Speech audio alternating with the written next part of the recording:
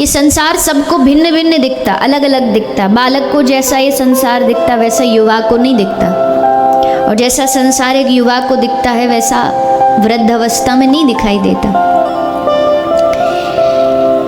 पशु को जैसा दिखता वैसा एक मानव को नहीं दिखाई देता, और जैसा एक मानव को दिखाई देता वैसा किसी साधु महापुरुष को नहीं दिखाई देता। उनकी दृष्टि से देखो तो संसार अलग ही है, क्योंकि सारा जो खेल है वो दृष्टि का है। जिसने जैसे इस संसार को देखा, किसी ने इसको बंधन के रूप में देखा तो संसार ने उसको बांधा। जिसने इस संसार को मुक्ति के रूप में देखा उसको मुक्ति मिली, जिसने इस संसार को भक्ति के रूप में देखा उसको भक्ति मिली। तो ये तो वैसा ही है जैसे हाथी एक है, पर अगर हर अंधे को उसको स्पर्श करवाओगे और पूछोगे कैसा है हाथी, कैसा दिखता है, तो जो उसका पाँव पकड़ेगा वो कहेगा खंबा जैसा दिखता है, जो उसका सूंड पकड़ेगा उसको हाथी कुछ और रूप में दिखाई देगा, जो दांत पकड़ेगा उसको हाथी कुछ और रूप में दिखाई, पर हाथी तो एक ही है ना। तो संसार भी एक ही है, पर सबकी अलग अलग दृष्टि के कारण, नजरिए के कारण संसार सबको अलग अलग दिखता है। जो माया में बंधे होते हैं हम जैसे जीव, उनके लिए संसार बंधन है। जैसे एक ताला हो, ताला को बंद करने की भी वही चाबी होती है, और ताले को खोलने की भी, खोलने की बंद करने की अलग अलग चाबी होती है। ताले की एक ही चाबी होती है, चाबी एक ही है, ताला भी एक ही है, पर किस तरफ घुमा रहे हो उस पर निर्भर करता है कि ताला खुलेगा कि ताला बंद होगा। तो वैसे ही संसार में बंधन भी है और संसार में मुक्त अवस्था भी है, मुक्ति भी है, पर किस तरफ मन को ले जा रहे हो उस पर निर्भर करता है कि संसार में हम बंधेंगे या संसार से मुक्त हो जाएंगे। अब अगर भगवान के जो भक्त होते हैं उनकी नज़र से देखो तो वो कहते हैं भगवान बार बार हमको इसी धरती पे भेजना, हमको स्वर्ग नहीं चाहिए, हमको मुक्ति भी नहीं चाहिए, हमको जन्म जन्म इस धरती पे भेजना। तो भगवान के भक्त होके जन्म मांग रहे हैं बार बार, किस लिए? बोले उनको पता है कि यहाँ जन्म लेके भजन करेंगे तो ही भगवान मिलेंगे। एक यही रास्ता है धरती का, भूलोक का, जहाँ भजन करके भगवान को प्राप्त किया जा सकता है, और दूसरा दुनिया में कोई लोक नहीं है जहाँ भजन किया जा सके। अच्छा एक बात और सुन लो, देवलोक कौन सा है? ये तो हो गया पृथ्वी लोक, भूलोक जिसमें हम रहते हैं। देवलोक कौन सा है? किसको बोलते हैं देवलोक?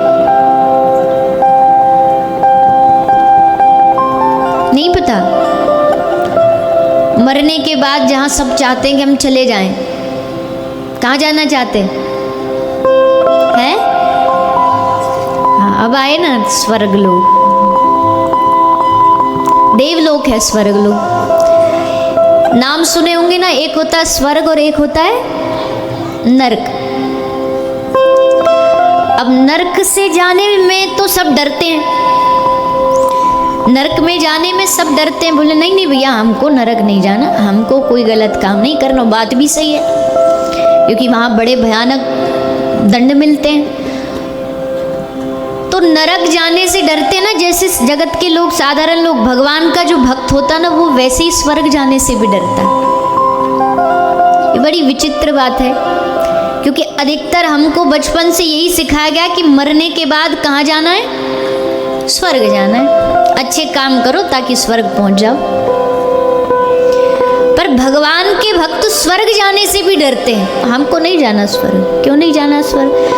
नरक अगर भोग भूमि है तो स्वर्ग भी भोग भूमि है, पर फर्क दोनों में इतना, नरक में पाप भोगे जाते हैं और स्वर्ग में पुण्य भोगे जाते हैं। भोगना दोनों ही जगह, भोग भूमि दोनों ही जगह। अब कोई कहे कि जी पुण्य करके स्वर्ग चले जाओ और स्वर्ग में फिर भोग भोगते हुए भगवान का नाम जप कर लेंगे और भगवान को पा लेंगे, ये संभव नहीं है। देवता भगवान का भजन नहीं कर सकते। बहुत कटु सत्य है, ये बहुत कड़वा सच है। देवता भगवान का भजन नहीं कर सकते हैं, कुछ एक को छोड़ के। जैसे महादेव है, वो देवों के देव हैं, वो तो दिन रात भगवान के नाम में। पर स्वर्ग आदि के जो देव होते हैं ना, भगवान का भजन नहीं कर सकते। ये स्वर्ग गए अपने पुण्यों को भुगतने के लिए, और जैसी पुण्य खत्म होगा, क्योंकि अब भोगते भोगते भोगते भोगते फिर पुण्य खत्म एक दिन तो होंगे, क्योंकि देव योनि में आप कोई नया पुण्य भी नहीं कर सकते, ना आप भजन कर सकते, ना आप कोई नया पुण्य कर सकते। तो भोगते भोगते वो खत्म हो जाएंगे पुण्य फल, फिर पल खत्म होते फिर कहाँ जाएंगे, ले वापस धरती पे आ जाएंगे। कीड़ा बन सकते, मकोड़ा बन सकते, मानव बन। तो देव योनि भी है तो श्रेष्ठ, हम सब देवताओं का यजन करते हैं, लेकिन वैष्णव परंपरा में स्वर्ग भी भगवान की मिलन में बाधक होता है, बाधा होती है। इसलिए ना तो स्वर्ग ना नरक, हमें क्या चाहिए, हमें तो भगवान की शरण चाहिए। मानव योनि प्राप्त करके, अब ये नजरिया ही है, ये दृष्टि, और ये दृष्टि कौन देती है, ये दृष्टि भगवान की कथा देती है। ये भगवान के जो भक्त वैष्णव होते हैं वो ये दृष्टि देते हैं कि भैया पुण्य भी ज्यादा कमाना ठीक नहीं है। और अगर कमाने का मेरा मतलब ये नहीं है, बात को सही अर्थ में लेना, पुण्य कमाने का मेरा मतलब है दान कर रहे हो तो क्या सोच रहे हो, बोले इससे पुण्य मिल जाए, किसी की मदद कर दी पुण्य मिल जाए, ये सब नहीं सोचना। दान कर रहे हो, किसी की मदद कर रहे हो, तो भगवान से ये कहो प्रभु इसका कोई पुण्य मिलता भी हो तो वो भी आपके चरणों में समर्पित, हमें नहीं चाहिए। हमें इसके बदले में कोई पुण्यों की वो सब बांधनी नहीं अपने सर पे, हमें तो बस आपकी भक्ति मिल जाए, ऐसी कृपा हम पर करना। पर इस बात को सब लोग समझते नहीं, सब लोग को ये बात भाती भी नहीं, क्योंकि वो कहेंगे नहीं नहीं जी तुम चाहे कितना भी बोलो, हम तो स्वर्ग जाएंगे, हमें तो स्वर्ग जाना है। लेकिन भागवत कहती है कि इस भूलोक पर, इस धरती लोक पर जो भगवान ने बनाया है, इसमें जिसने भजन कर लिया उसको भगवान मिल जाएंगे। और जो यहाँ भी बस पाप और पुण्य के चक्कर में अटक गया तो फिर वो जीवन भर ऐसे ही पाप और पुण्य में अटका रहेगा, पड़ा रहेगा। तो भागवत सुन करके पुण्य मिलता है कि नहीं मिलता?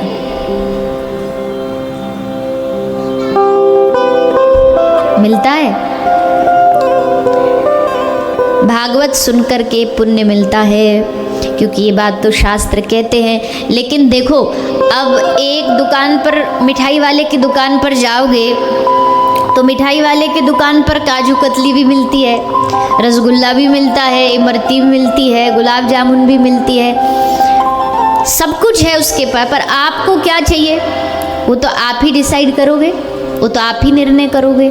हाँ, ज़्यादा से ज़्यादा वो मिठाई वाला ये कर सकता है कि आपको एक एक छोटा छोटा पीस चखा दे, बोले आप जो अच्छा लगे वो ले लो। तो भागवत श्रवण से पुण्य भी मिलता है, भागवत श्रवण से सत्कर्म का फल भी मिलता है, भागवत श्रवण से हमें सारी चीज़ भोग, जो संसारिक भोग है वो भी मिल जाएंगे। और एक और बड़ी बात, भागवत श्रवण से क्या मिल जाएगा, बोले भागवत श्रवण से भगवान भी मिल जाएंगे। अब आप निर्णय करो कि आपको क्या चाहिए। आपको संसार की कोई चीज़ चाहिए तो भागवत जी वो दे देंगी, आपको कोई पुण्यों की अभिलाषा है तो वो दे देंगी। पर अगर जिसको कोई अभिलाषा नहीं, अन्याभिलाषिता शून्यम ज्ञान कर्माद्यनाव्रतम, जिसको और अभिलाषा नहीं, एक ही अभिलाषा है, आशा एक राम जी से, दूजी आशा छोड़ दो। जिसको एक ही आशा बची हो ना, बोले हम चाहे कथा करें, चाहे हम कथा सुने, चाहे हम तीर्थ जाएं, चाहे हम बिहारी जी जाएं, चाहे हम वैष्णो देवी जाएं, दुनिया में कहीं भी जाएं, हमको इसका फल प्रभु इतना सही दे दो कि आप मिल जाओ हमको बस।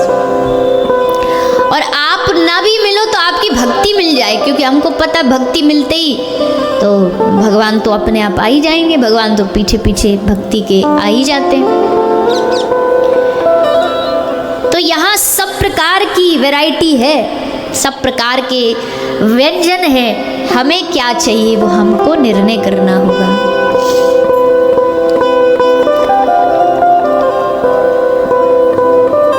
श्रीमद् भागवत एक ऐसा ग्रंथ है जिसको सूत जी महाराज ने 88,000 ऋषियों को क्यों सुनाया? 88,000 ऋषियों के मन में इच्छा जागी कि प्रभु देखो, दुनिया में कथा तो बहुत लोग सुनाते हैं, वेदों पे चर्चा करते हैं, शास्त्रों की चर्चा करते हैं, लेकिन हमें कोई ऐसी कथा सुननी है जो सरल भी हो, सहज भी हो और उसकी गुणवत्ता, मतलब उसमें जो गुण हो वो वेदों के ही बराबर हो। वेद बड़े श्रेष्ठ हैं, पर वेद की भाषा, वेद की शब्द इतने कठिन हैं, इतने भारी भरकम हैं कि हर एक की बुद्धि में आते नहीं। तो कोई ऐसी कथा सुनाइए जिसकी भाषा में सरलता हो, जिसका तत्व ऐसा हो जो हर कोई इंसान सहजता से अपने जीवन में ग्रहण कर सके। तब सूत जी ने कथा सुनाना आरंभ किया, श्रीमद् भागवत। और भागवत सुनाने के लिए जैसे ही सूत जी तैयार हुए तो कह रहे हैं सभी ऋषियों को कि हे ऋषियों, एक बार ऐसी ही घटना घटी कि सुखदेव जी कथा सुनाने के लिए तैयार हुए। राजा परीक्षित को सारी तैयारी हो गई। अब तैयारी तो क्या, उस समय सब तत्काल में हो जाता था, ना कोई टेंट लगना होता, ना कोई माइक चाहिए, ना कोई व्यवस्था चाहिए, ना प्रचार चाहिए। सुखदेव जी आए, पेड़ के वृक्ष के नीचे बैठे आसन लगा के और बोले आओ बैठो, अब तुमको 7 दिन कथा सुनाते हैं। तो जैसे सुखदेव जी तैयार हुए कथा सुनाने को, तुम्हारा कौन आए कथा सुनने के लिए? सारे के सारे देवता इकट्ठे होके आ गए और आके सुखदेव जी को बोले हमें कथा सुनाइए। और महाराज जानते हो, अगर आप हमको कथा सुना, हम ये नहीं कह रहे कि आप हमें यहाँ बैठ के कथा सुनाइए, कहाँ पेड़ के नीचे बैठ के आप कथा सुना रहे हो। ऐसी कोई इज्जत बनती है वक्ता की? चलो आपको स्वर्ग लेकर के चलते हैं। स्वर्ग में देवताओं के पास तो कोई धन की, वैभव की कमी नहीं होती। तो आपके लिए बढ़िया सोने चांदी हीरा जवाहरात का एक सिंहासन बनाएंगे, उस पर बैठ के आप तब कथा सुनाएंगे। सुखदेव जी पहले तो सुनते रहे, जब तक ये देवता बोले सुखदेव जी ने सुना चुपचाप। और फिर जब इन देवताओं ने अपना आग्रह रख दिया, तब सुखदेव जी ने इन सब में जोर की फटकार लगाई। सुखदेव जी ने देवताओं को फटकार लगाते हुए कहा कि तुम मेरी कथा को और मुझको बिकाऊ समझते हो? तुम समझते हो कि तुम मुझे सिंहासन का लालच दोगे कि चलो हमारे स्वर्ग में कथा सुनाओ, तो मैं लालच के मारे, लोभ के मारे भगा चलाऊंगा? आज इस कथा को यहाँ मैं राजा परीक्षित को सुना रहा हूँ तो कोई लोभवश नहीं कि एक राजा बैठा है चलो कथा सुनाते। मुझे कोई इस राजा से लेना देना नहीं। क्या दे सकता है ये राजा मुझे? तुम्हें लगता है कि ये कथा मैं लालचवश, लोभवश सुना रहा हूँ, तो तुम्हारी भूल है।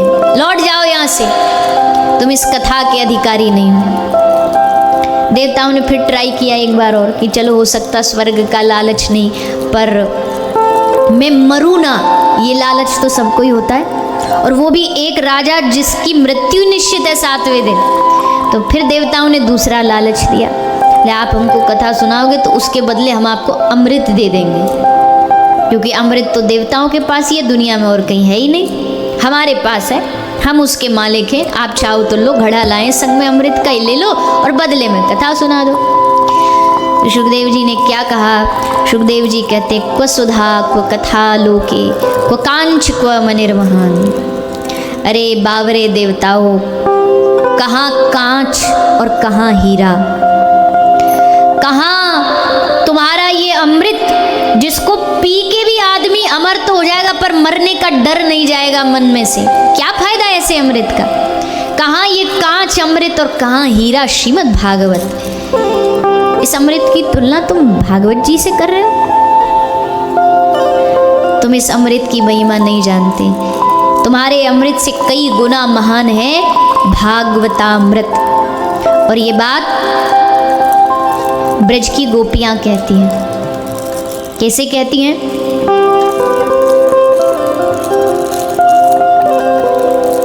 तब कथामृतम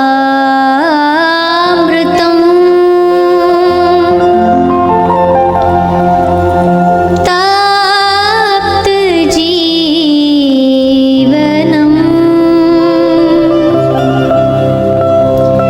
कविभिरीडितम्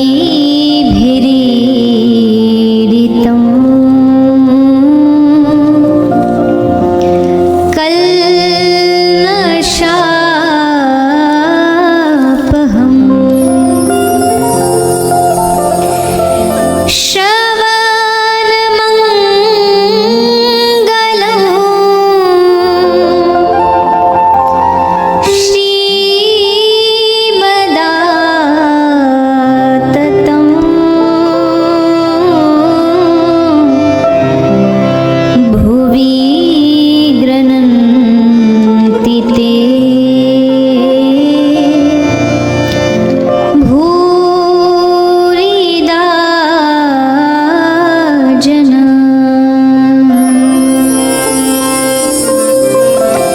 तव कथामृतं तप्त जीवनं कविभिरीडितं कल्मषापहं श्रवणमंगलं श्रीमदा